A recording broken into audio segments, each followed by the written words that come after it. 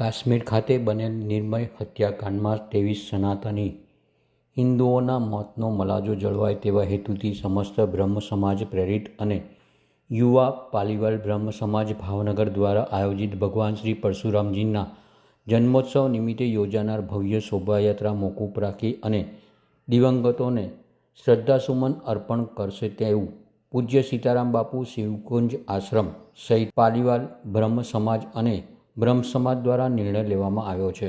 હર હર મહાદેવ, જય જય પરશુરામ.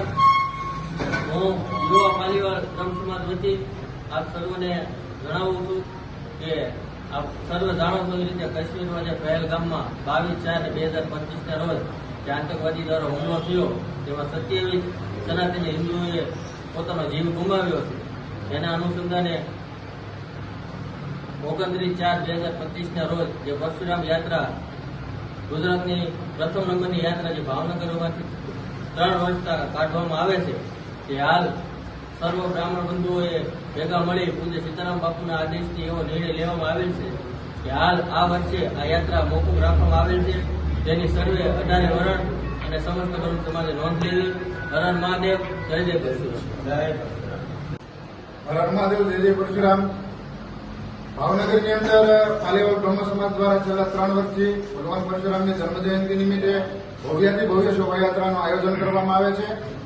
આ વર્ષે પણ એવી જ રીતે એક ભવ્યાથી ભવ્ય મહાયાત્રાનું આયોજન પાલીવાલ બ્રહ્મ સમાજ દ્વારા કરેલ.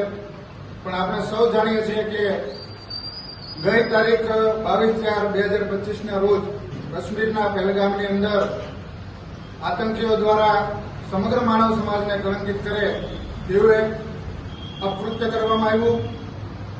ત્યારે 27 જેટલા સનાતનીઓએ પોતાનો જીવ ગુમાવ્યો અને આ ઘટનાની અંદર આપણા ભાવનગરના પિતા પુત્રએ પણ પોતાનો જીવ ગુમાવ્યો. ત્યારે સમસ્ત પાલીવાલ બ્રહ્મ સમાજની સંવેદનાઓ પીડિત પરિવાર સાથે છે. ભગવાન શ્રી પરશુરામ અને મહાદેવના ચરણોમાં અમે પ્રાર્થના કરીએ છીએ કે પીડિત પરિવારને દુઃખ સહન કરવાની શક્તિ ભગવાન આપે.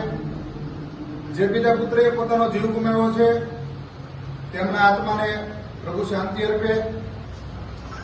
આગામી તારીખ 29/4/2025 રોજ પાલીવાલ બ્રહ્મ સમાજ દ્વારા આયોજિત ભગવાન શ્રી પરશુરામની ભવ્યથી ભવ્ય શોભાયાત્રાના તમામ કાર્યક્રમો સંત શ્રી સીતારામ બાપુના માર્ગદર્શન નીચે બંધ રાખેલ છે અને પાલીવાલ બ્રહ્મ સમાજે આજે અમાનવીય કૃત્ય આતંકીઓ દ્વારા કરવામાં આવ્યું તેને સખત શબ્દોમાં વખોડી કાઢે છે. અસ્તુ. જય જય પરશુરામ. જય જય પરશુરામ.